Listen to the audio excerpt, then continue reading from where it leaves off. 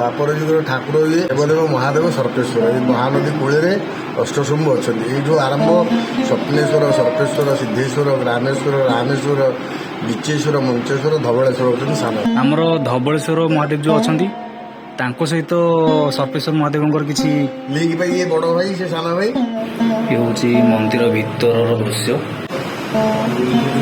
प्रभु होती पाताल फुटी यहाँ विशेषकर रोगनाथ पीठ सर्वेश्वर गंगार को नामित करा पानी केतबे आसो केतबे जो मोटर कहीं कहींपर खरा दिन भी पानी अथाड़ तल पानी मंदिर भितर त्रिवेणी संगम पश्चिम को मुख आगे श्मशान जो महारुद्र पीठ अच्छा धवलेश्वर जो अनंत नारायण पीठ हलदी जो भक्त बाबा को घर्षण करेंगे से हलदी पाइले सुसंतान प्राप्ति हम बड़ यात्रा महाशिवरात्रि जागर जागर बाबा आमर चांदी बेश होता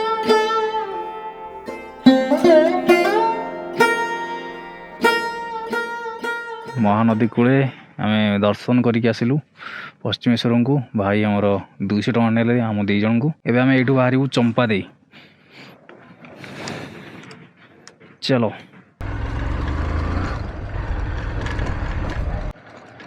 आ रास्ता काम हो गले आपन को बुली बुली आसा पड़ोनी एपटे डायरेक्ट आप नदी कूले कूले आसिक पहुँची पारे ये पहाड़ उपर से मंदिर देखा तो सी हूँ चंपा देवी आईटा हूँ महानदी कूल से ऊपर को चली जावाई पड़ो रोड साइड रे पड़ो ये मंदिरटा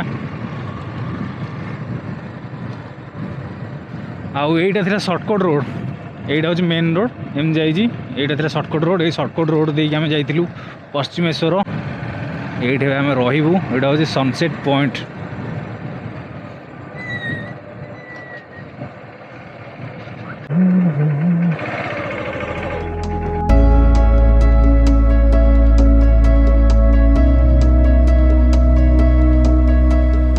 यहाँ हूँ best sunset point Mahanadi cool आप सनसेट देखिए पानी देखिए गाधे इच्छा हो देखते रोड साइड रे किसी बाट ऊपर चढ़ी जा पड़ो हाँ जाई हूँ ऊपर को आउ ये थिला चंपा दे आमर ये कैंप पड़ी एक्चुअली किंतु से आमर आज चंपा दे हो पारनी तो ये आम बाहर सर्पेश्वर ये पाखापाखि आउ 6-7 किलोमीटर आउ 1:15 बाजिला आमर एटा हूँ बाउंस दांड छक आउ आम पहुँची जाइए आसिक सर्पेश्वर मंदिर रे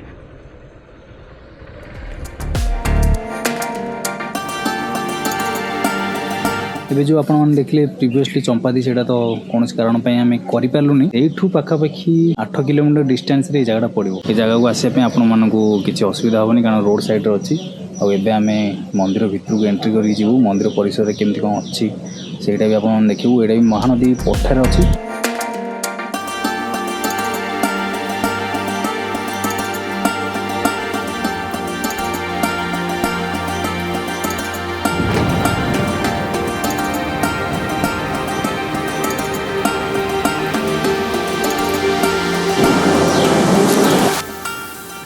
मो सांगे अच्छा मंदिर भाईना आप मो ना सनातन दास तो भाईना अच्छा भाईना ये मंदिर विषय किसी कहे तो भाईना एक्चुअली सर्पेश्वर जो नाटा दिखाई सर्पेश्वर महादेव तो से ना पछरे कौन रहस्य अच्छे ना पक्षर रहस्य कौन कि नहुष राजा तपस्या बल इंद्रभा को जाऊे अष्टवक्र ऋषि साप्य सर्प होते तेणु से सर्प साप मुक्त हो मुक्तिपीठ हो द्वापर युगर ठाकुर ये युधिष्ठिर महाराजा को प्रतिष्ठित कर विभिन्न प्रकार जो अन्य नीति साप कामुड़ा बाबा महिमा तो परंपरा बाबा विषय कौन कह बाबा पाताल फुटी हाँ पाताल फुटी द्वापर युगर ठाकुर नहुष राजा अच्छा अच्छा देवदेव महादेव सर्पेश्वर ये महानदी कूल अष्टशंभु अच्छा ये आरंभ स्वप्नेश्वर सर्पेश्वर सिद्धेश्वर ग्रामेश्वर रामेश्वर विचेश्वर मंचेश्वर धवलेश्वर होती सान भाई मैं समस्ते ये अच्छा गोटे जगह नदी कूले कूले अच्छा ये पर्टिकुलर आम जगार सर्पेश्वर सहित आउ कौन देवदेव सहित अच्छा राधाकृष्ण अच्छा राधाकृष्ण ए नुआ 10 वर्ष हनुमान मंदिर मंदिर शनि मंदिर अच्छा पार्श्व देवता सब अच्छा ବାହାଘର କରିପାରିବେ, ବ୍ରତଘର କରିପାରିବେ, ଆଉ ହଁ, ସବୁ କିଛି କର୍ମ ହେଇପାରିବ। ସବୁ କିଛି କର୍ମ ହେଇପାରିବ। ଚଣ୍ଡୀପାଠ ହେଇପାରିବ, ଅଭିଷେକ ହେଇପାରିବ, ଆଚ୍ଛା ଆଚ୍ଛା ଆଚ୍ଛା। ଗ୍ରହ ଯାଗ ହେଇପାରିବ। ଆମର ଧବଳେଶ୍ୱର ମହାଦେବ ଯୋଉ ଅଛନ୍ତି ତାଙ୍କ ସହିତ ସର୍ପେଶ୍ୱର ମହାଦେବଙ୍କର କିଛି ଲିଙ୍କ ପାଇଁ ଇଏ ବଡ ଭାଇ, ସେ ସାନ ଭାଇ। ଆଚ୍ଛା ଧବଳେଶ୍ୱର ସାନ ଭାଇ, ହଁ, ସର୍ପେଶ୍ୱର ଲାଷ୍ଟ ଇଏ ହଉଛନ୍ତି ତାଙ୍କ ବଡ ଭାଇ। ବଡ଼ ଭାଇ। ହଁ, ଆଚ୍ଛା ଆଚ୍ଛା ଆଚ୍ଛା ସର୍ପେଶ୍ୱର ଧବଳେଶ୍ୱରଙ୍କୁ ନେଇକି ଚାଲିଛି। ଠିକ୍ ଅଛି ଭାଇନା, ଧନ୍ୟବାଦ।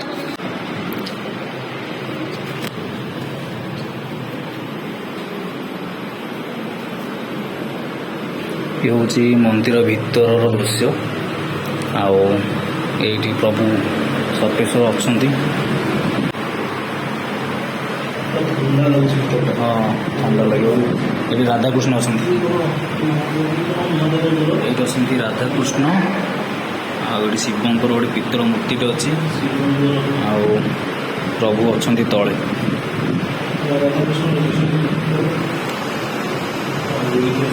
ପ୍ରଭୁ ହେଉଛନ୍ତି ପାତାଳ ଫୁଟି।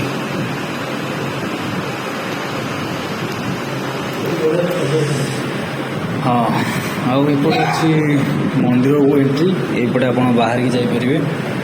ଆଉ ଇଏ ହେଉଛି ମନ୍ଦିର ପରିସର। ଆଉ ଏଠି ଆମର ଚନ୍ଦନ ଭାଇ ଅଛନ୍ତି ଜଣେ। ଚନ୍ଦନ ଭାଇଙ୍କ ସାଙ୍ଗେ ଟିକେ କଥା ହେବା ଆମର ଏଇ ଜାଗା ବିଷୟରେ, ସର୍ପେଶ୍ୱର ମହାରାଜ ଯେଉଁ ଅଛନ୍ତି ତାଙ୍କ ବିଷୟରେ ଟିକେ କଥା ହେବା। ତ ଚନ୍ଦନ ଭାଇ, ଆମର ଏଇ ଜାଗା ବିଷୟରେ ଆପଣ ଯଦି କ'ଣ ଜାଣିଛନ୍ତି ଟିକେ କହିବେ। ଦେଖର ଐତିହାସିକ ଅଲୌକିକ ପୀଠ ସତ୍ୟେଶ୍ୱର, ଆଜ୍ଞା। ସତ୍ୟ ଧର୍ମ ନ୍ୟାୟର କଟକ ଜିଲ୍ଲାର ଆଠଗଡ଼ରେ ଏ ଅବସ୍ଥିତ ମୁଣ୍ଡଳି ପାଖରେ ପଶ୍ଚିମକୁ ମୁଖ କରିଛନ୍ତି ତ୍ରିବେଣୀ ସଙ୍ଗମ, ସାପୁଆ ଆଉ ମହାନଦୀର ସଙ୍ଗମରୁ ଜାତ ହୋଇଛନ୍ତି ପ୍ରଭୁ। ଏଇଟା ବିଶେଷ କରି ରୋଗନାଶକ ପୀଠ। ଏଠି ଲୋକ ଗହଳି ବିଶେଷ ହୁଏ ନାହିଁ ଏବଂ ଭକ୍ତଙ୍କର ଯାହା ମନସ୍କାମନା ଏଠି ପୂର୍ଣ୍ଣ ହୁଏ।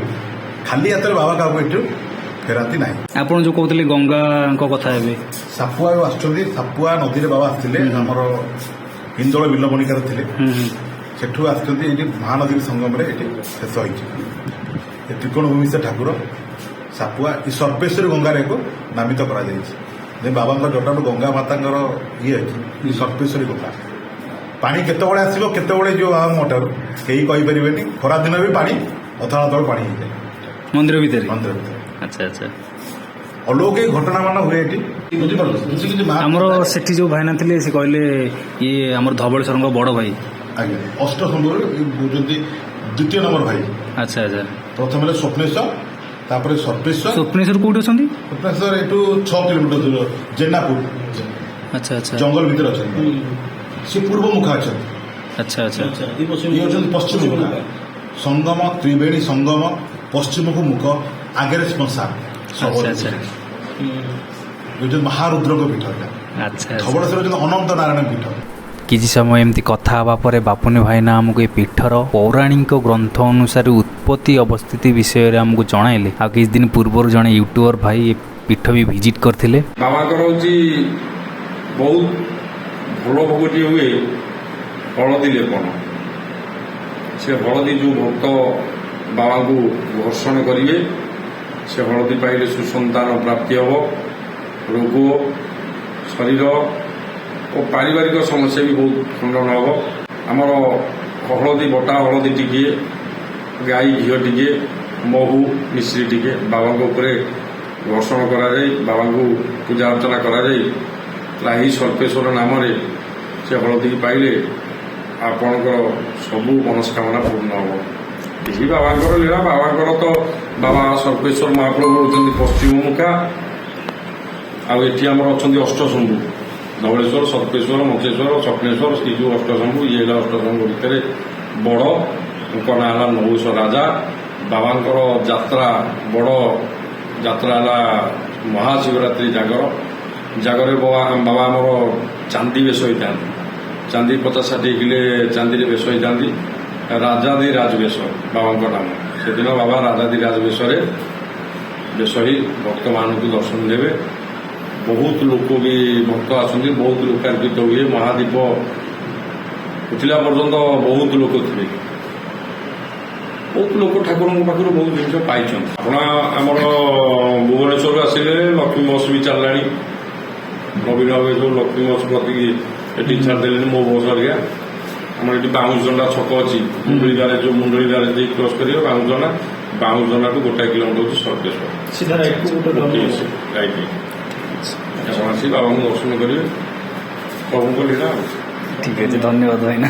ଇଏ ସେଇ ଗଛ ନା ଯେଉଁ ଗଛ ମଝିରୁ ବାହାରିଛି ଓସ୍ତ ଗଛ, ଟୋଟାଲି ବର ଗଛ ମଝିରୁ ବାହାରିଛି ଓସ୍ତ ଗଛ। ଏଇଟା ଇଏ ଥିଲା ପ୍ରଭୁ ସର୍ବେଶ୍ୱର ମହାଦେବଙ୍କ ପୀଠ। ଆଉ କିଛି ସମୟ ଆମେ ବସିକି ଚନ୍ଦନ ଭାଇ ଆଉ ବାପୁନି ଭାଇନାଙ୍କ ସାଙ୍ଗରେ କଥା ହେଉଥିଲୁ ଏ ଜାଗା ବିଷୟରେ। ଆପଣ ଅନ୍ କ୍ୟାମେରା ତ ଯାହା କିଛି ଶୁଣିଲେ, ଅଫ୍ କ୍ୟାମେରା ଆମକୁ ବହୁତ କିଛି ଜାଣିବାକୁ ମିଳିଲା ଏ ଜାଗା ବିଷୟରେ। ସର୍ବେଶ୍ୱର ମହାଦେବଙ୍କର ବାମ ପଟ ସାଇଡ଼୍ରେ ଅଛନ୍ତି ଶନିଦେବ, ତାପରେ ହନୁମାନ, ତାପରେ ରାମ ମନ୍ଦିର, 3ଟା ମନ୍ଦିର ଏଇଠି ବି ଅଛି। ଚତୁର୍ପାର୍ଶ୍ୱ ଦେଖି ନିଅନ୍ତୁ କେତେ ଲମ୍ବା ଚଉଡ଼ା ଅଛି। ଆଉ ଏବେ ଆମେ ଏଠୁ ବାହାରୁଛୁ। ଗୋଟେ ଭଲ ଜିନିଷ ଆପଣଙ୍କୁ, ମାନେ ଭଲ ଜାଗାଟା ଆପଣଙ୍କୁ ଦେଖେଇବି, ଯେଉଁଟାକି ହିଷ୍ଟୋରିକାଲ ପ୍ଲେସ୍। ମାନେ ଆପଣମାନେ ଜାଣିଥିବେ ଷ୍ଟେପୱେଲ୍ କ'ଣ, ଷ୍ଟେପୱେଲ୍ ଯଦି ଜାଣିନାହାନ୍ତି ନେକ୍ସଟ ଭିଡ଼ିଓରେ ଆସିବ। ତ ମୁଁ ରହିଲି, ଦେଖାହବ ନେକ୍ସଟ ଭିଡ଼ିଓରେ। ଆପଣଙ୍କୁ ଯଦି ଭିଡ଼ିଓଟି ଭଲ ଲାଗିଛି ଆପଣମାନେ ନିଶ୍ଚୟ ସେୟାର କରନ୍ତୁ। ଜୟ ଜଗନ୍ନାଥ।